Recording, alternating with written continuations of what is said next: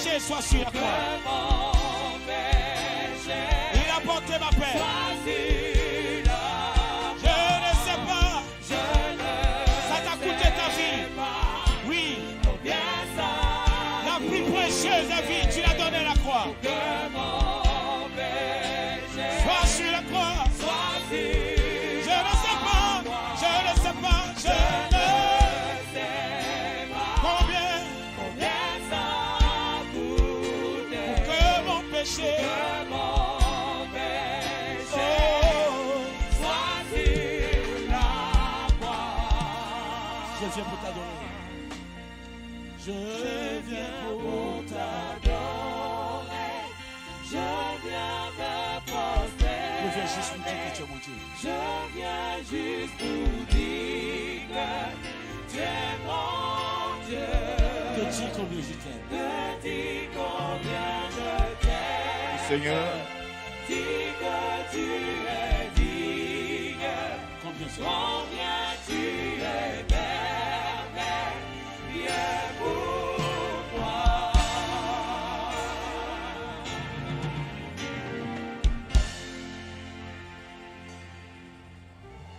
tu es digne, Seigneur, de recevoir notre louange, notre adoration. Nous sommes juste là, Seigneur, pour t'exprimer notre reconnaissance à ton égard. Dieu d'amour, Dieu de grâce, Dieu de compassion, Dieu de miséricorde. C'est pas toi, c'est à cause de toi, c'est pas ton amour, c'est pas ta grâce, Seigneur, que nous sommes dans ta présence.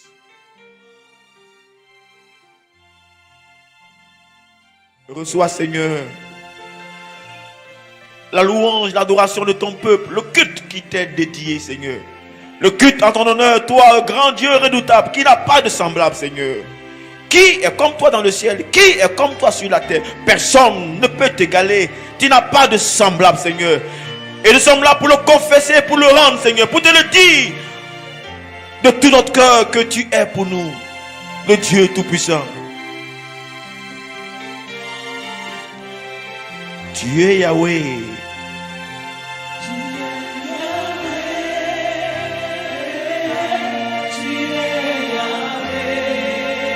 Nous le disons de tout notre cœur, Seigneur. Rababa Kosheke.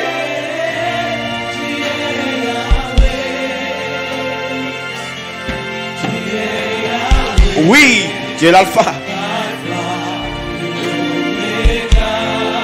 Rababa Kesheke Bakeshe. Tu es Yahweh.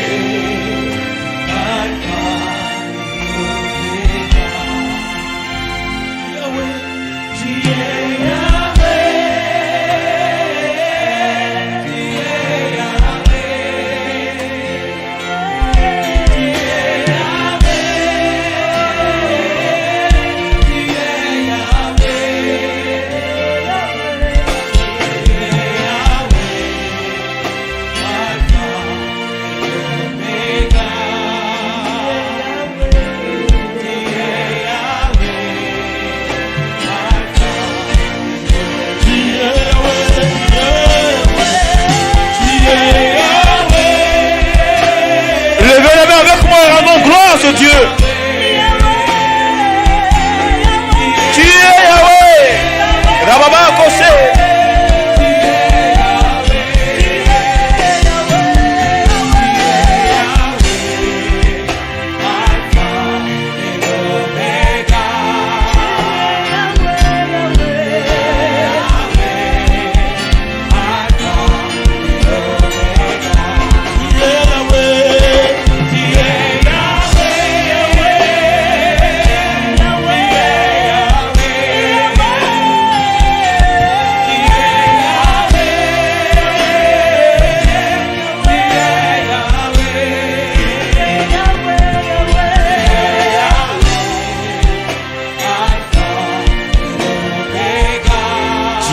Yahweh, tu es Yahweh, tu es l'alpha. Pouvons nous rendre de vibrants hommages par des acclamations à Yahweh, notre chef, notre maître, notre Dieu, notre Seigneur, notre sauveur. Je voudrais que tu puisses donner véritablement les mains à ce Dieu d'amour, ce Dieu de grâce, ce Dieu de compassion, ce Dieu de paix. À lui la louange, à lui la gloire, d'éternité en éternité. Veuillez s'il vous plaît vous rasseoir dans la présence du Dieu très haut. C'est un honneur pour nous d'être au service d'un tel Dieu. C'est un honneur pour nous de servir un tel Dieu. C'est un honneur pour nous d'appartenir à un tel Dieu. Quelqu'un est-il fier d'avoir Jésus comme Seigneur et Sauveur? Quelqu'un est-il fier d'être croyant, d'être chrétien? Et ce matin, moi, je suis très, très heureux. Et de voir qu'appartenir au Seigneur, il n'y a rien de tel. Et les témoignages qu'on entend sont des témoignages qui prouvent qu'il n'y a pas meilleur choix que d'être au Seigneur. Dis avec moi. Est-ce que j'ai en face de moi quelqu'un qui veut exprimer le fait qu'il appartienne au Seigneur, qu'il en est fier? Dis Ce matin, je suis heureux d'avoir mon petit frère avec moi. Il est à Bordeaux. Et, il est venu ici. Et puis, il y a une qui a touché son cœur. Elle a fait déplacer de près de combien de milles de mètres a fait? Combien? 6000. Et il est arrivé ce matin avec nous, avec son époux. Je voudrais qu'on puisse saluer seulement le révérend docteur Moutian Aza Esaïe et son épouse.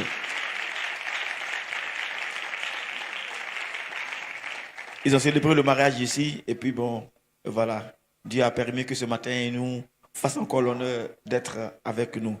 C'est un puissant homme de Dieu, mais c'est un puissant musicien. Enfin, ça coule. Dieu te bénisse, docteur, d'être avec nous ce matin et puis de nous permettre de pouvoir... Tu es venu à une délégation?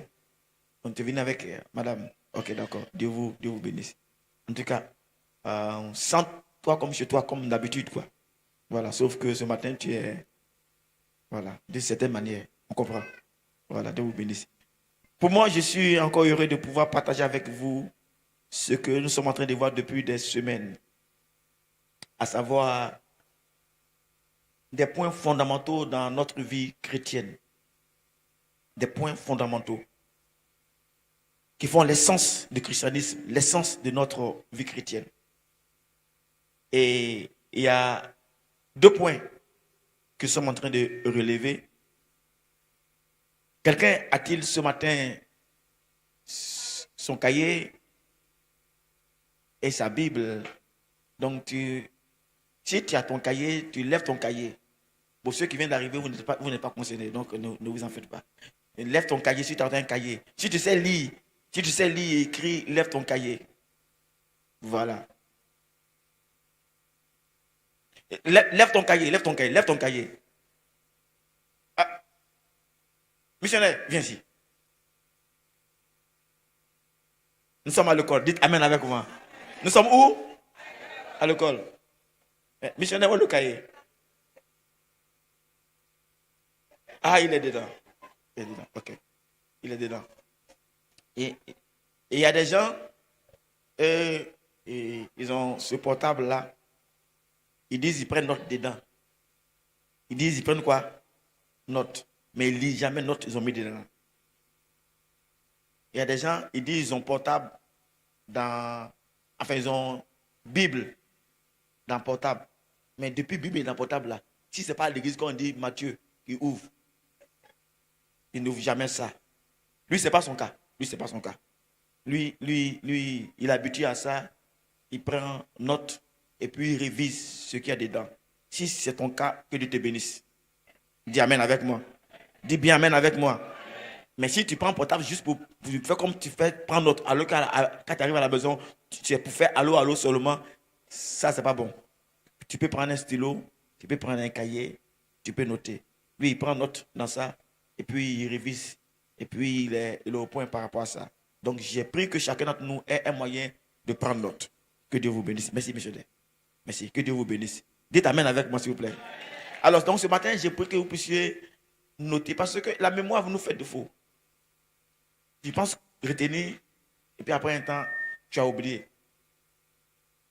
Quelquefois, on parle de la situation, puis tu as oublié ce que même ta signature, même quelquefois, tu oublies. Non, des gens t'oublient. Que Dieu nous aide à faire en sorte que nous puissions avoir notre. Donc, je parlais de 2 points fondamentaux dans notre vie chrétienne. La première chose, ou bien le premier point fondamental dans la vie d'un chrétien, c'est ce qu'on appelle la grande commission. Matthieu chapitre 28, du verset 19 au verset 20. Matthieu chapitre 28, du verset 19 au verset 20. À partir du verset 28, du verset 18 du moins, Jésus dit, Matthieu 28, 18, toute autorité m'a été donnée dans le ciel et sur la terre.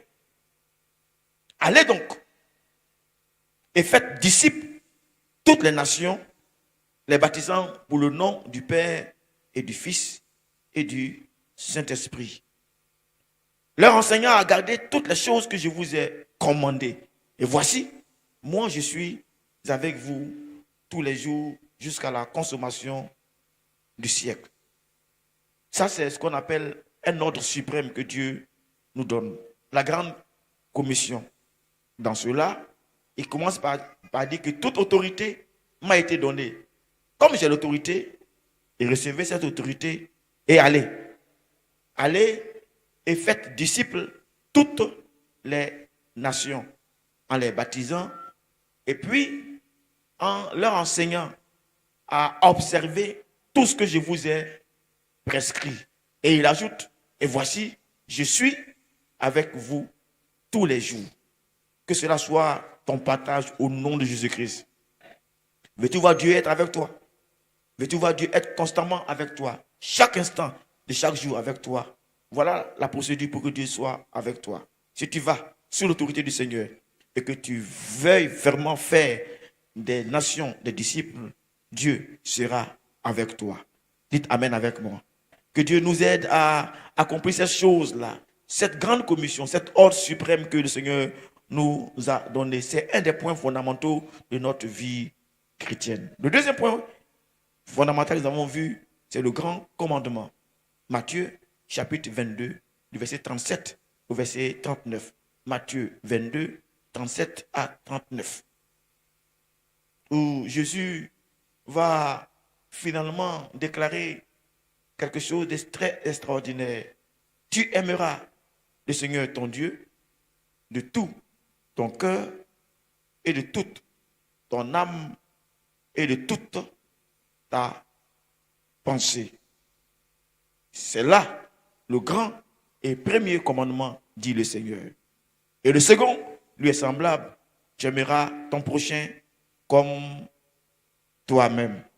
Dites Amen avec moi. Dites encore Amen avec moi. Voilà les 2 grands points fondamentaux de notre vie dont nous avons parlé depuis quelques semaines. La grande commission nous dit ce que nous sommes censés faire en tant qu'Église, en tant que peuple de Dieu, en tant que croyants.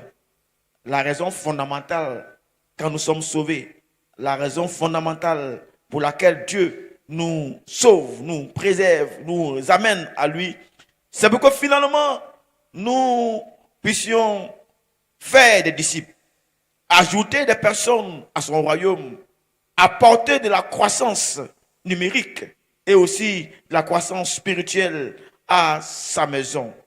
Que Dieu nous aide à faire des disciples comme il nous recommande au nom de Jésus-Christ. Dis Amen avec moi.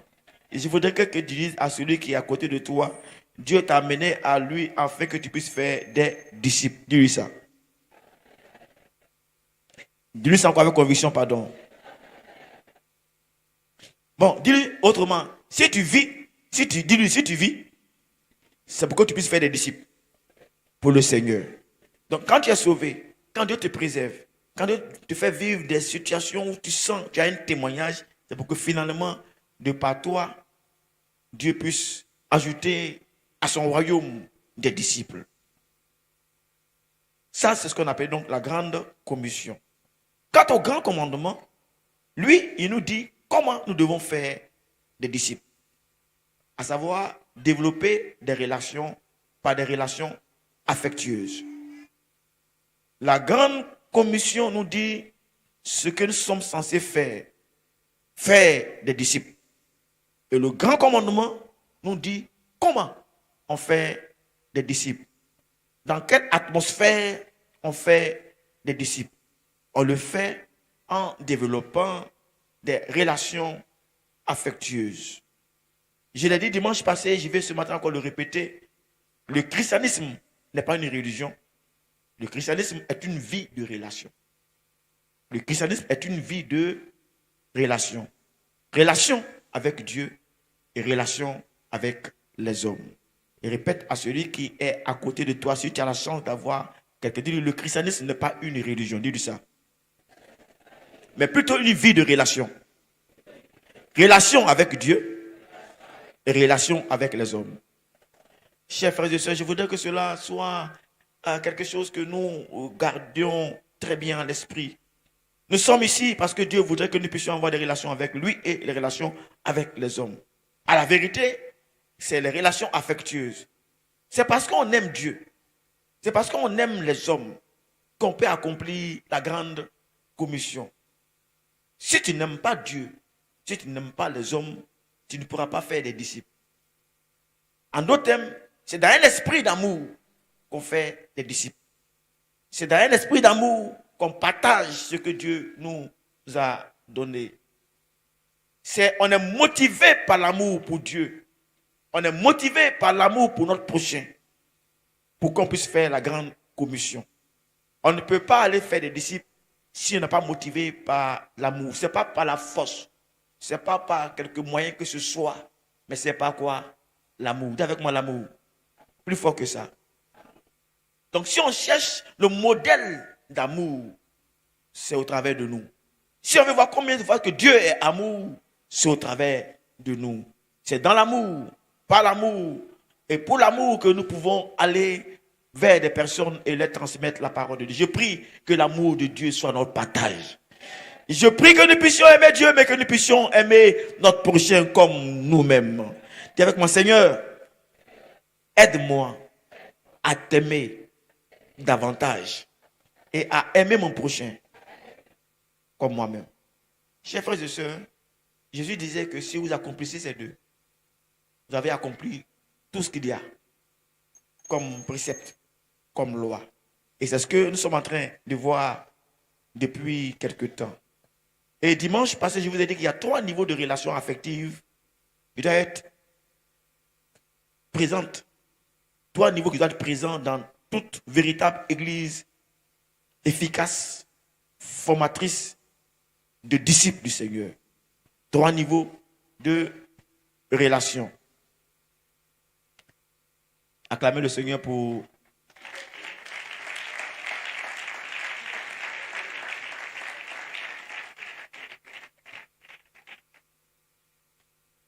Trois niveaux de relations. Acclamez très fort le monsieur et puis la dame là qui sont venues.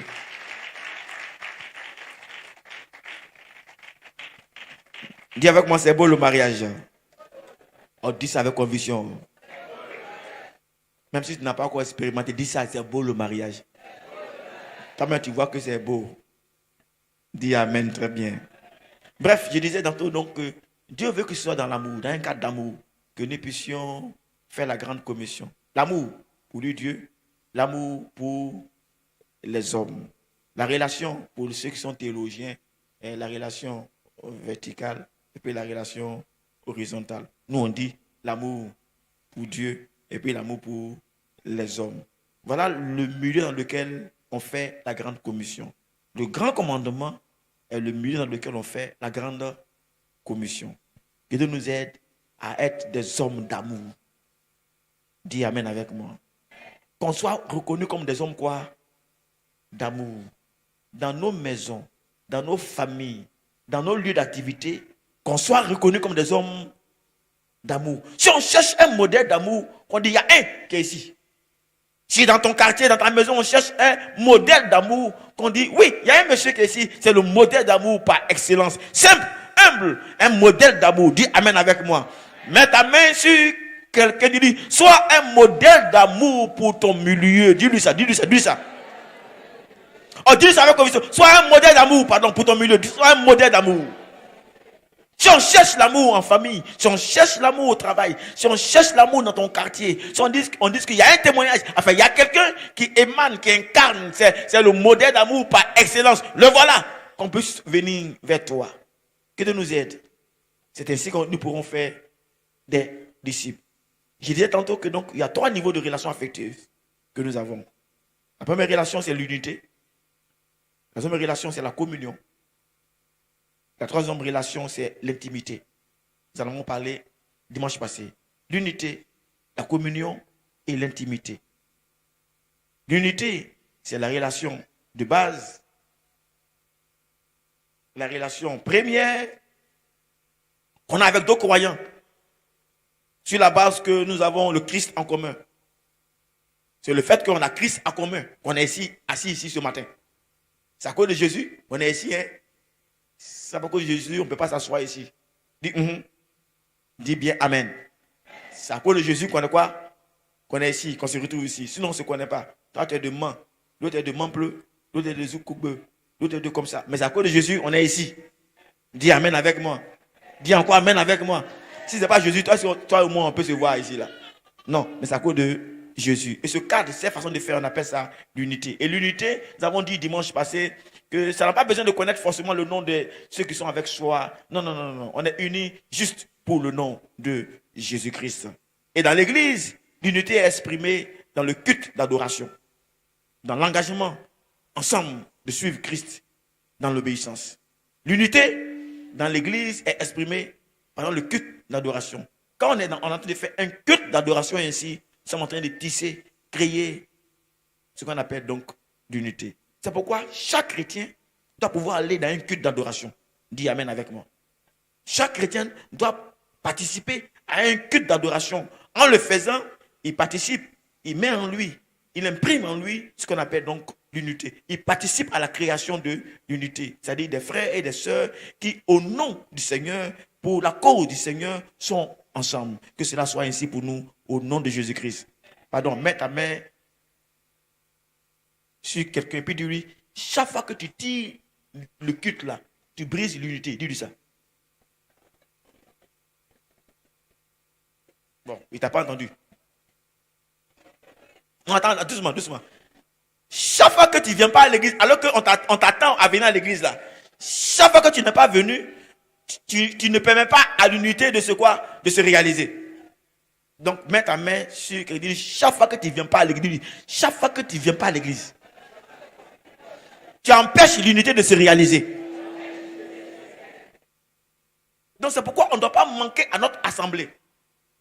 C'est une façon pour nous de créer ce qu'on appelle donc l'unité. Et c'est la première relation de base dont nous avons besoin pour grandir spirituellement. Que Dieu nous aide tous à appartenir à une congrégation et à participer à des temps de culte d'adoration. Dis Amen avec moi. Dis encore Amen avec moi. Le deuxième niveau de relation dont nous avons parlé, c'est la communion. Je l'ai dit tantôt. La communion, cette fois-ci, vient du mot grec koinonia, qui veut dire partager ou être partenaire.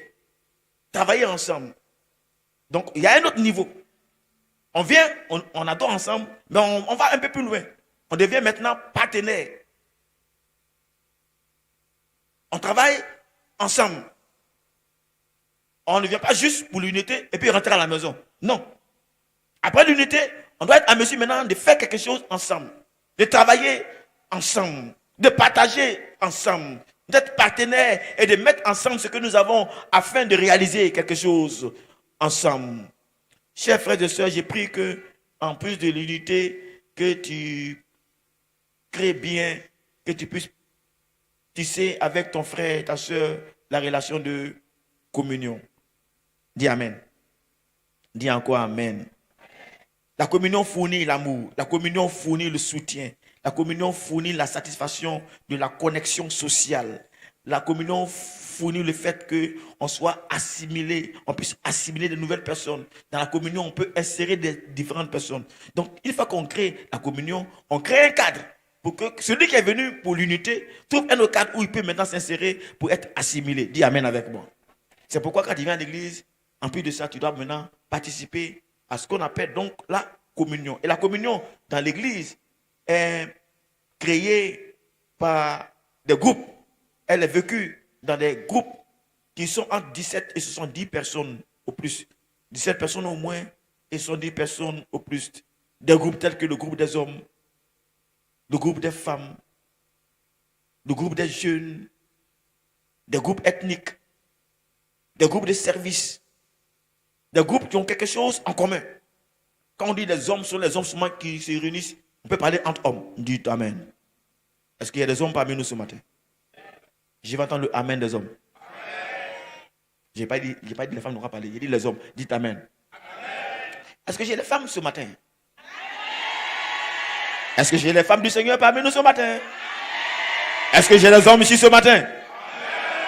Est-ce qu'il y a les femmes ici ce matin? Est-ce que j'ai les hommes ce matin? Que tu veux ou que tu ne veux pas, quand tu entends cri de femmes, c'est que c'est femme. Quand tu entends pour garçon, c'est que ça c'est homme. Vous voyez que chacun a une particularité.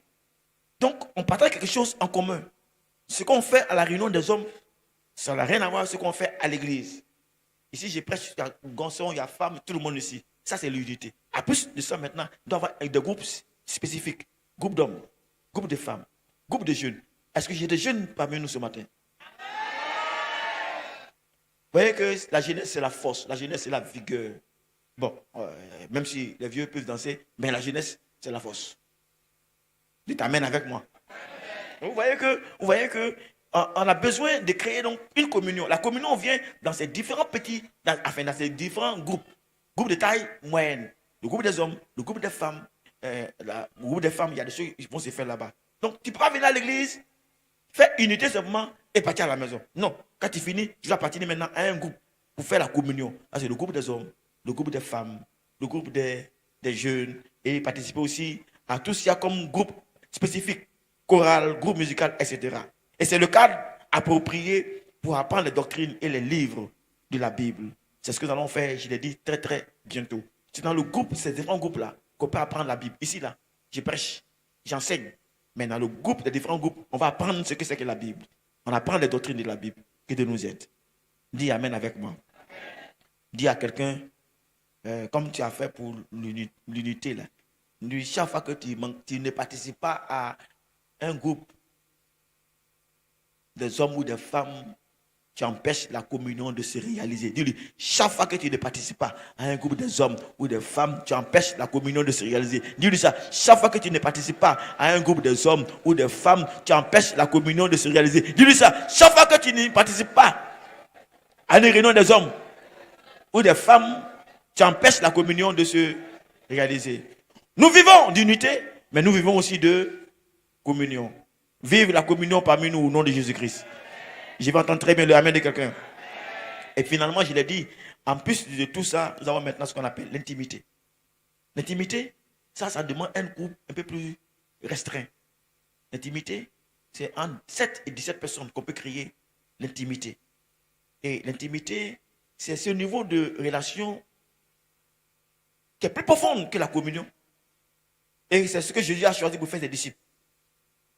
C'est dans l'intimité que Jésus a fait ses disciples. Il n'a pas fait ses disciples dans l'unité. Il n'a pas fait ses disciples là dans la communion. Il a fait ses disciples dans un esprit d'unité où ils étaient restreints. C'est l'atmosphère de confiance et d'encouragement mutuel. Là où on arrête de se cacher derrière un masque. Là où on est vrai. Là où on est ouvert. Dis Amen. Dis encore Amen. Il y a un type de relation où on est plus ouvert. Où on n'a pas peur de cacher. Où on peut partager avec confiance. Où on peut s'encourager mutuellement. Où on peut croître spirituellement comme jamais auparavant.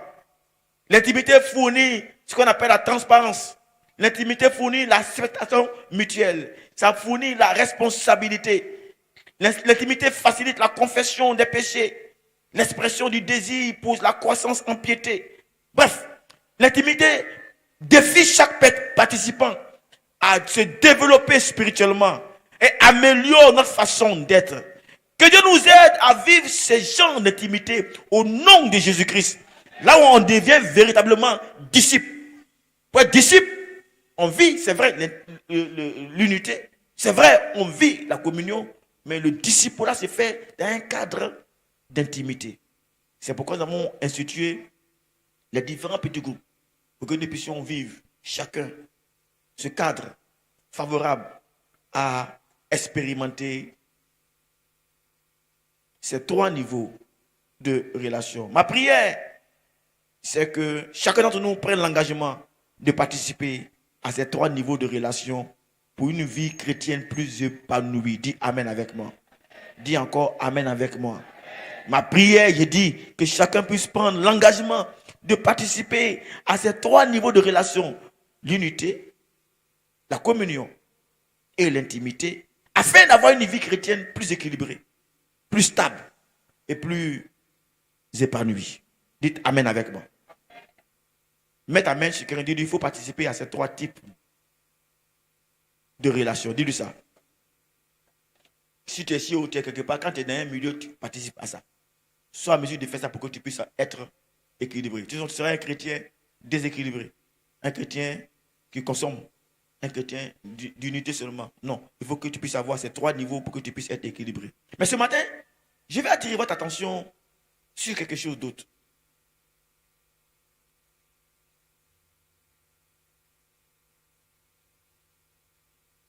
C'est très important parce que quelquefois nous sous-estimons ça. Et c'est le but de mon message ce matin pour les 15 minutes qui me restent. Je veux vous partager ça. Dans la grande commission dont on a parlé, dans Matthieu 28, 19 à 20, allez, faites disciples toutes les nations, leur enseignant, les baptisant au nom du Père et du Fils, et leur enseignant tout ce que je vous ai prescrit. À la vérité, Jésus nous commande de faire un certain type, un certain genre de disciples. Il y a un type de disciples que Jésus veut que nous puissions faire. C'est le disciple qui obéit à tout ce que Jésus a prescrit. En d'autres termes, Jésus s'attend à ce que nous formions des disciples à qui on a enseigné à obéir à chaque croyance, à chaque comportement, à chaque habitude et à chaque trait de caractère que Jésus a prescrit. Un type de croyant, un type de disciple qui a en lui les choses que Christ voudrait que nous puissions avoir. Chaque croyance que Jésus a enseignée, chaque comportement que Jésus a enseigné, chaque habitude et chaque trait de caractère qu'il a prescrit. Nous voulons faire ce genre de disciple-là. Un genre de disciple qui croit comme Dieu veut qu'on puisse croire. Dis Amen avec moi. Je vais entendre ton Amen. Un disciple qui a le comportement que Jésus veut qu'on puisse avoir. Dis Amen. Un disciple qui a les habitudes que Christ veut qu'on puisse avoir. Un disciple qui a un caractère qui le distingue des autres. C'est ce genre de disciple-là que nous devons faire. À la vérité, le disciple, c'est toute personne qui a mis sa foi en Christ Jésus pour le salut et qui s'est engagé à devenir toute sa vie comme Christ. Je reprends. Le disciple, c'est toute personne qui a mis sa foi en Christ pour le salut. Pour être sauvé là, il croit en Jésus seulement. Il a mis sa foi en Christ pour le salut et qui s'est engagé à devenir toute sa vie comme Christ. Toute sa vie, il veut devenir comme Christ. Ressembler à Christ. Vivre comme Christ. Parler comme Christ. Non comme quelqu'un d'autre. Dis Amen. Dis encore Amen. Bon, avant que je n'aille loin, mets ta main sur quelqu'un, dit quel est ton modèle? Demande-lui, quel est ton modèle? Non, pose la question, tu n'as pas compris. Ton modèle est un influenceur qui passe sur TikTok. Quel est ton modèle? Demande-lui quel est ton modèle. Vous savez, malheureusement, dans notre vie, on a des modèles. Ceux qui ont ce genre de modèle, ça, ce n'est pas des disciples. Le disciple, lui, son modèle, c'est qui? C'est Christ. Le disciple, son modèle, c'est Christ. Être comme Christ. Parler comme Christ. Ressembler à Christ. Vivre comme Christ. Dis Amen. Dis encore Amen. À qui veux-tu ressembler? Oh, tu es sûr? Si j'ai en face de moi des hommes et des femmes qui veulent ressembler à Christ, acclamer pour me dire que effectivement, c'est à Christ que tu veux ressembler. Est-ce que tu parles comme Christ parle? Est-ce que tu agis comme Christ agit? Ou bien tu agis comme les hommes, les gens de ton quartier, les gens de ton milieu, les gens de ton genre, les gens de même plumage que toi. La façon de faire là, c'est ça que tu fais. C'est ça que tu veux ressembler. C'est ça qui t'enjaille. C'est ça qui te motive. Ou bien que c'est celle du Christ. Je prie que Christ soit ton repère. C'est pourquoi tu es chrétien. Et le disciple qu'on veut faire, c'est celui-là qui a mis sa foi en Christ et qui s'est engagé à devenir toute sa vie comme Christ. Comment? En apprenant et cherchant à obéir à tout ce que Christ a dit. Si c'est mon modèle, j'apprends et j'obéis à tout ce qu'il dit. C'est mon modèle. S'il dort, je dors. S'il se lève, je me lève. S'il mange, je mange. Ce qu'il fait là, comment il mange, comment il fait, c'est ce que je fais. Dis Amen avec moi. S'il prie, je fais quoi? Je prie. S'il parle de Dieu, je parle de Dieu. En fait, donc j'apprends et je cherche à obéir à tous les commandements. Mais je le fais à travers la conduite du Saint-Esprit. Je répète, c'est ça un disciple. Un disciple, je vous donne la définition d'un disciple. Un disciple, c'est quelqu'un, toute personne qui a mis sa foi en Christ Jésus pour le salut. Ensuite, qui s'est engagé à devenir toute sa vie comme Christ. Comment? En apprenant et cherchant à obéir à tous les commandements de la parole de Dieu à travers la conduite du Saint-Esprit. Mesdames et messieurs, nous sommes ici pour ressembler à Christ. Dites Amen. Nous sommes ici pour apprendre et chercher à obéir à tout ce que Christ a dit dans sa parole. Dites Amen avec moi. Dites très fort Amen avec moi. Nous sommes ici, mesdames et messieurs, à obéir à la parole de Dieu. Non, pas notre force, mais sous la conduite du Saint-Esprit. C'est ça un disciple. Donc le disciple là, c'est être comme Christ veut que nous puissions être. Selon la voie que lui-même a tracée. Et vous allez voir que Christ a montré comment on forme des disciples. Il a été le premier à nous enseigner comment on forme des disciples. Et ce matin, je voudrais, pendant que je progresse dans le message, vous montrer que la façon de montrer, de former, de faire des disciples, Jésus l'a signifié dans sa façon de conduire ses disciples. Il a fait étape par étape. Principe après principe. Pour ceux qui font des études théologiques, on parle de apprentissage séquentiel. On apprend étape 1. Quand on a maîtrisé, on va à étape 2. On a maîtrisé, on va à étape 3. Dis Amen avec moi. Dis à quelqu'un, c'est étape après étape. Dis-lui, c'est étape après étape. Plus fort que ça. Encore une fois. Donc Dieu, si tu es venu dans sa maison, Dieu ne s'attend pas à ce qu'en même temps, là, il sait que c'est étape à quoi? Après étape. Et sa façon de faire, sa façon d'agir, sa façon de juger, sa façon d'apprendre les choses, c'est étape par étape. On appelle ça méthode donc séquentielle. Chers frères et sœurs, ce matin, je voudrais vous présenter sommairement 4 phases dans ce que Jésus a utilisé pour former ses disciples. 4 phases. Dis avec moi, 4 phases. Plus fort que ça. Plus fort que ça. Si tu m'as entendu, balance les mains. Généralement, on s'attend à ce qu'on prêche. Donc, je suis en train de vous enseigner. Dis Amen. L'enseignement et puis la prédication n'ont pas le même punch. Donc, quelquefois, le gars, il dit, mais il dit quoi? Je veux que ce matin, tu sois éveillé, que tu m'entendes. Dis Amen avec moi. J'ai parlé donc de 4 phases que Jésus a utilisées pour pouvoir enseigner, former ses disciples. La phase 1, on peut appeler ça la phase viens et vois. Dis avec moi, viens et vois. Encore une fois. Plus fort que ça, pardon. Dans cette phase-là, viens et vois là, on traite principalement avec la croyance. Tu crois à quelque chose, mais viens, puis vois autre chose. Tu t'appuies habituellement sur quelque chose, mais viens, et puis voir autre chose. Lisez avec moi Jean chapitre 1, du verset 45 au verset 46. Jean chapitre 1, du verset 45 au verset 46. Jean chapitre 1, du verset 45 au verset 46. Jésus est en train d'appeler les disciples.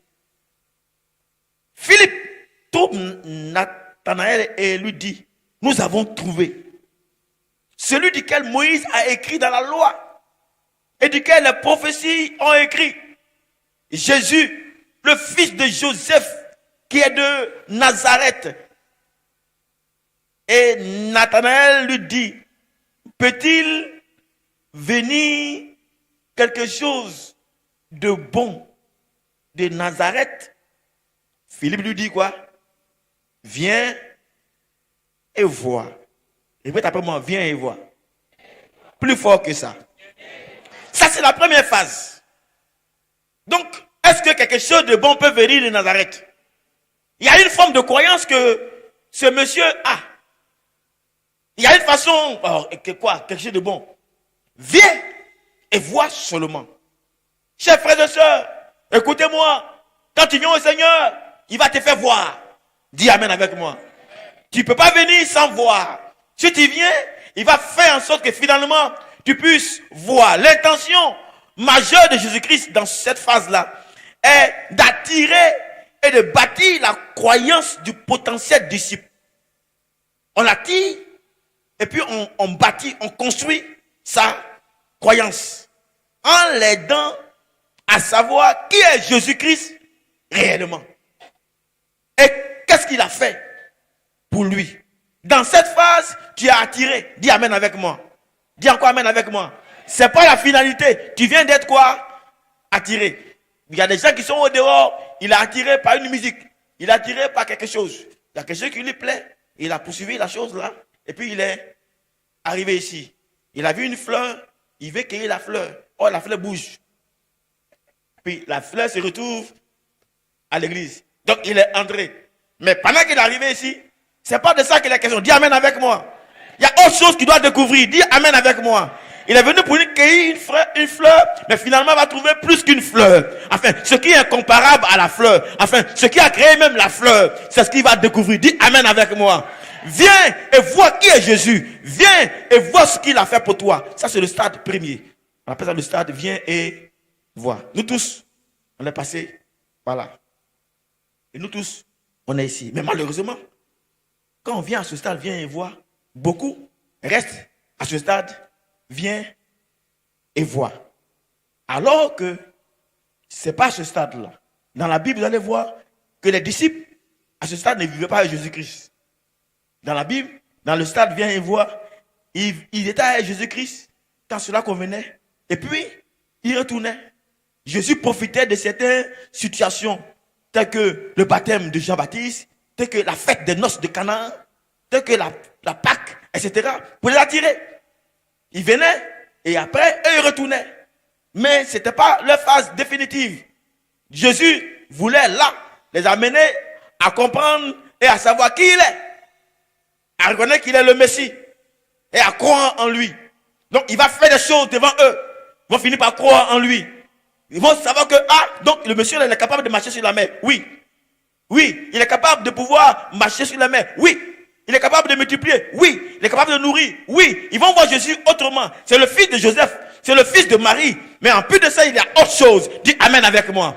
Ils vont voir qu'il est le fils de Dieu. Il est capable de guérir. Il est capable de faire des choses extraordinaires. Ils vont commencer à croire en lui. Mesdames et messieurs, quand vous venez à Jésus-Christ, finalement, vous devez croire en lui. De finir par croire en lui. Qui il est? Qu'est-ce qu'il a fait pour vous? On appelle ça le salut. Dis Amen avec moi. Voilà le premier stade que nous tous on franchit. Mais on ne s'arrête pas à là. À cette phase, viens et vois. Comme je l'ai dit, Jésus donc cherchait à conduire ses disciples-là à mieux le connaître, à savoir qui il est en réalité. En tant que Messie, ils ont appris du moins à le connaître. Cette phase, viens et vois pour nous, aujourd'hui c'est comme le salut.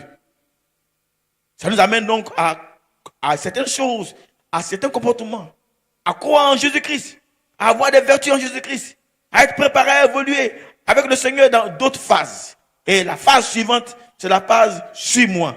Répétez pour moi, phase suis-moi. Plus fort que ça. Encore une fois, pardonnez. Donc, vous voyez que à cette phase, nouvelle phase, cette fois-ci, il sera question de traiter avec des habitudes de base de la vie chrétienne, telles que les dévotions personnelles, la prière, l'offrande sacrificielle. À ce niveau, maintenant, ce n'est pas juste pour regarder, mais c'est développer des habitudes de base. Dites Amen. À ce niveau, on va apprendre maintenant à avoir des dévotions personnelles. On va apprendre à prier. Luc au chapitre 11.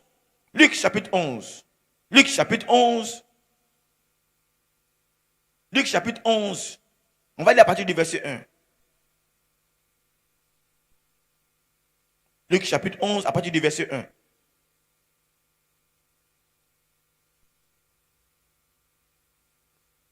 Jésus, et comme il était en prière dans un certain lieu, il arriva, après qu'il eut cessé, que quelqu'un de ses disciples lui dit, Seigneur, enseigne-nous à prier, comme aussi Jean l'a enseigné à ses disciples. Et il leur a dit, quand vous priez, dites, Père, que ton nom soit sanctifié, que ton règne vienne, que ta volonté, etc. Donne-nous chaque jour le pain quotidien, etc., etc. Bref. Mais vous voyez, c'est les disciples qui sont venus le voir pour dire, apprends-nous à quoi? À prier. Ils ont été attirés. Ils croient en lui. Maintenant, à nos stades, maintenant, apprends-nous à prier. Chers frères et sœurs, écoutez-moi. Après que vous soyez venus dans le Seigneur, vous devez atteindre le stade où on doit imprimer en vous des habitudes de base chrétienne. Des habitudes telles que la prière. Dites Amen. Dites encore Amen. Ces habitudes-là, on ne peut pas les avoir quand on est réunis ici comme ça. Oh non, il faut un cadre. On peut dire, Seigneur, apprends-nous à prier. Mais comment tu fais que tu pries? Cette phase, on appelle la phase « suis-moi ». À cette phase, Dieu te prend, Jésus te prend et te conduit dans un moment où tu peux maintenant prier, apprendre à prier. Pour les disciples, Jésus l'a fait depuis le jour où il leur a dit « Suivez-moi et je ferai de vous des pêcheurs d'hommes ». Jusqu'au jour où il a choisi 12 de ses disciples comme apôtres. Pour eux, ça fait à peu près 9 mois. Il a pris 9 mois pour faire ça avec eux. Mais à partir de cet instant, les disciples maintenant vivaient avec lui. Et il imprimait en eux des habitudes. Il leur montrait comment on prie. Il va avec eux pour apprendre à prier, pour qu'ils puissent apprendre du moins à prier. Il enseignait et les disciples écoutaient. Il guérissait et les disciples assistaient. Ils voyaient comment est-ce que Jésus était en train de guérir. Il faisait le ministère et les disciples étaient émerveillés. Il leur montrait le modèle. Parce que plus tard, ils allaient faire ça aussi. Écoutez-moi, il y a un temps, après que vous soyez venus, que vous avez vu, il y a un temps que vous soyez à mesure de faire la même chose. Dis Amen avec moi. Dis encore Amen avec moi. Donc le tout ne s'arrête pas à venir et à partir. Malheureusement, dans nos églises, les gens viennent et puis ils s'en vont. Ils viennent dimanche et puis ils s'en vont. Ils sont au stade, viens et vois. Ils attendent que le pasteur toujours prie pour eux. Ils attendent qu'on puisse prophétiser sur eux. Ils attendent que chaque dimanche, il y a une action qui soit menée. Ça, c'est la phase, viens et vois. Mais après un certain niveau, tu dois arriver au stade où tu peux suivre le Seigneur. Dis amen avec moi. Où tu développes des habitudes de base telles que la prière. Je prie que quelqu'un ne reste pas à un stade, viens et vois. Pardon, mets ta main sur quelqu'un. Dis-lui, viens et vois, c'est bon, mais ce n'est rien. Dis-lui ça, viens et vois, c'est bon, mais ce n'est rien. Dis-lui ça, viens et vois, c'est bon, mais ce n'est rien. Alors ça, viens et vois, tu viens et tu observes. Mais Dieu est bon. Mais Jésus fait ça. Mais tu n'es pas en train d'expérimenter. Je prie que quelqu'un dépasse ce stade-là. Tu es ici pour qu'à la fin, tu puisses avoir un véritable témoignage. Que de toi, il y ait la possibilité de prier. Dis amen avec moi. Je vais entendre très bien le amen de quelqu'un. Bon, est-ce que j'en fais de moi des hommes et des femmes qui vont apprendre à des hommes et des femmes de prier? Acclame-le avec moi si tu veux être. Apprends-nous à prier. Et Jésus va leur apprendre à prier. Finalement, ils seront extraordinaires dans la manière de prier. Le stade, suis-moi. Beaucoup restent au stade, viens et vois. 15 ans dans le Seigneur, ils sont tous dans le stade, viens et vois. Que Dieu nous aide à boucher de ce stade-là et arriver au stade où on peut dire, Jésus peut dire, suis-moi. Et puis, on va exprimer des choses extraordinaires qu'il a déposées en nous. Quelqu'un dit amen avec moi. Quelqu'un dit encore amen avec moi. Vous savez, les disciples à ce stade avaient dépassé l'intérêt juste de regarder Jésus faire. Finalement, ils ont senti qu'il y a quelque chose qui pouvait sortir d'eux. La phase suis-moi est donc une phase de développement des habitudes spirituelles ou chrétiennes. On passe des croyances de base, c'est vrai, aux habitudes de base, l'intimité. On développe des comportements. On apprend à se détourner du péché. On apprend à vivre dans la justice. On apprend à se soucier des autres. On apprend à vivre par la foi. On apprend à accomplir des actes surnaturels. Dans ce milieu-là, c'est là qu'on apprend tout ça. Dis amen avec moi. Je répète, quand tu es dans le stade, suis-moi, là-bas, tu apprends à te détourner du péché. Tu apprends à vivre dans la justice. Tu apprends à te soucier des autres. Tu apprends à vivre par la foi. Tu apprends à accomplir des actes surnaturels. Tu apprends ça. Tu ne peux pas apprendre ça si tu es au stade. Viens et vois uniquement. Dans un stade où tu apprends comment est-ce qu'on peut vivre par la foi.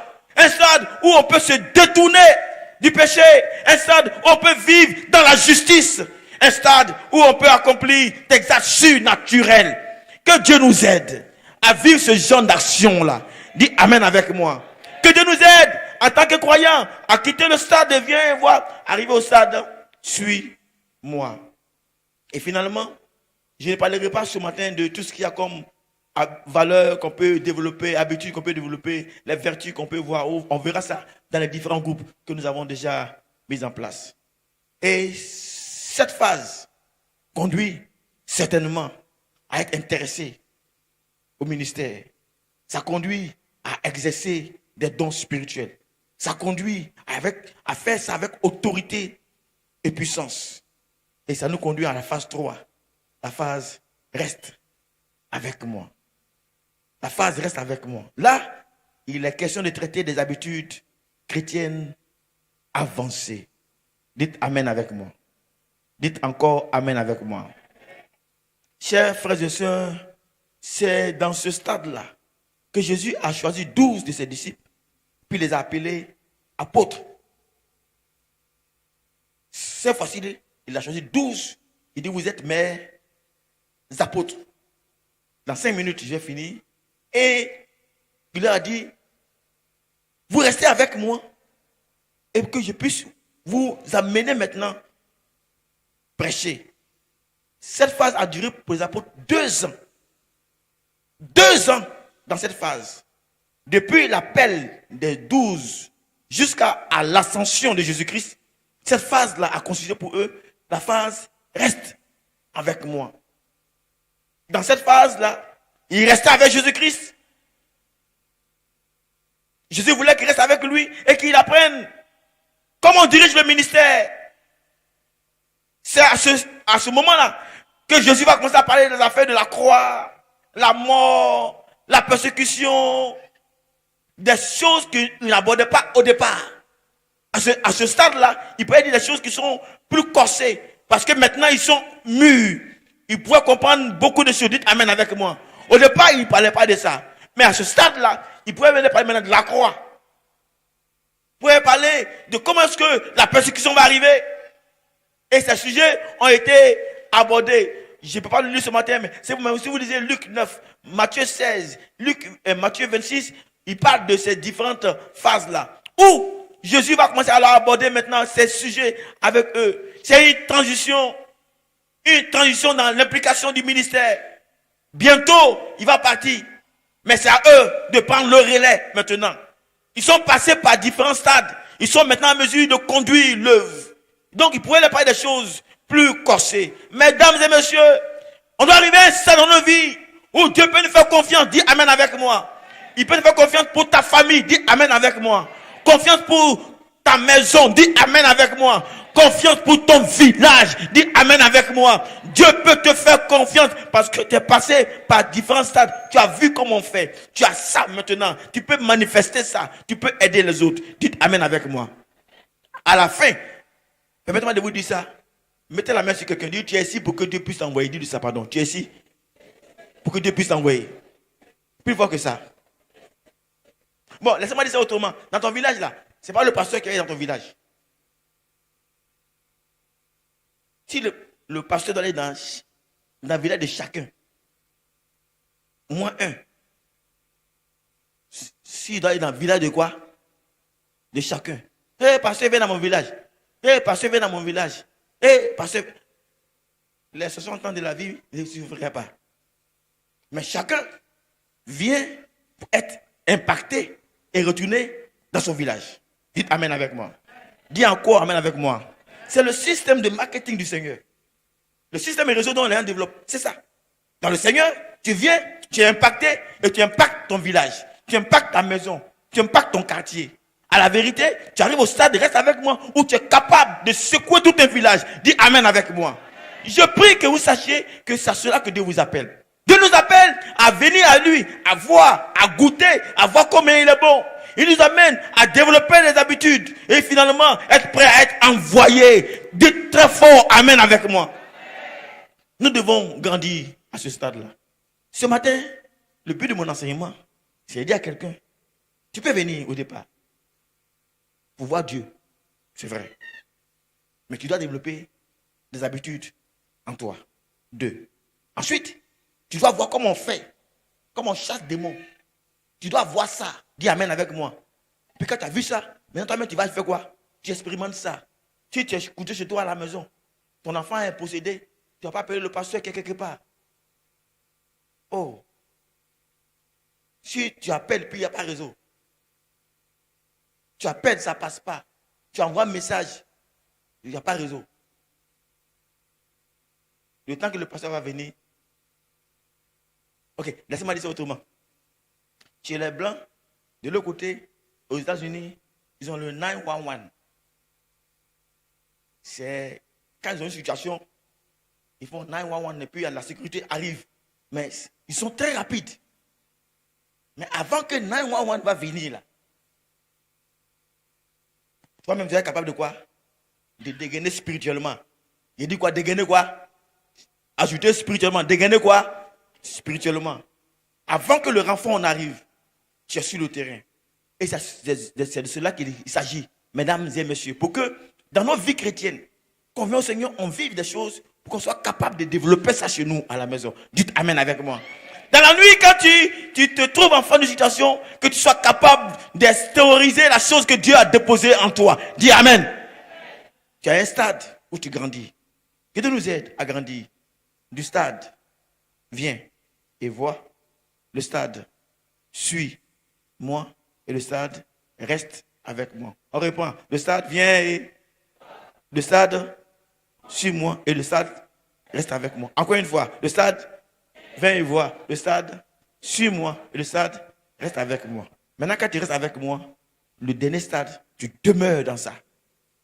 Tu ne restes pas dedans et puis tu retournes. Tu ne rétrogrades pas. Dis Amen avec moi. Tu ne deviens pas chrétien jusqu'à puis après on te voit, tu n'es plus chrétien. C'est que tu n'es pas passé par ce stade-là. Tu m'écoutes, non? Ah, tu étais chrétien, non? Oui. Mais oui, de quoi? Ah bon, vraiment. Non. Quand tu es rentré là, c'est un voyage pour l'éternité. Dis Amen avec moi. Dis encore Amen avec moi.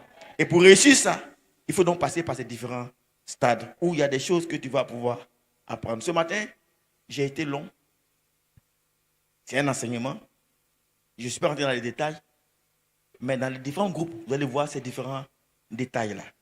Chacun d'entre nous doit passer par ces différents stades-là pour être le chrétien, la chrétienne que Dieu veut que nous puissions être. Viens et vois, suis-moi, reste avec moi, et puis demeure avec moi.